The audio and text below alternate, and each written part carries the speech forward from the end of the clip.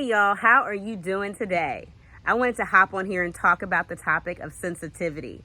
How often have you been in a conversation with someone and you refer to them as being sensitive, or they refer to you as being sensitive, and it didn't go so well?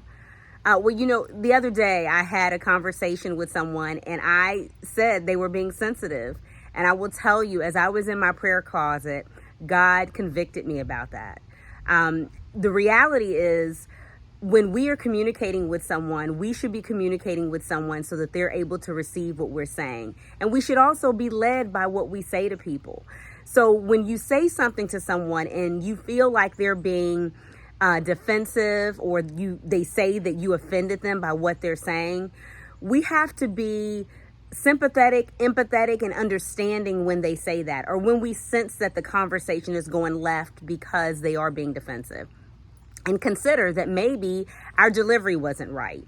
Or if it wasn't our delivery, perhaps it was simply that they're dealing with a unresolved issue that has caused them some sort of trauma or pain, and what we said was triggering for them. We have to be understanding in that area if we want the communication to be effective. We can't haul off and say that the person is sensitive, because that's unfair, right? It's unfair for us to say that they're sensitive simply because they're not receiving what we're saying. Perhaps we're not saying it right, or maybe we shouldn't have even said it at all. So I want to encourage you today to remember that when you're communicating with someone, if you find that they're starting to seem like they are defensive, or they express to you that what you said to them offended them, and your intentions was not to, take a moment to consider, okay, was my message delivered correctly? And if it was, maybe it's simply that they're struggling in an area and I triggered something for them.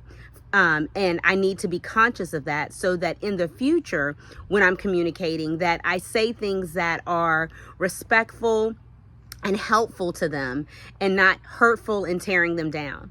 I hope you have an awesome day today, and remember to enjoy the ride.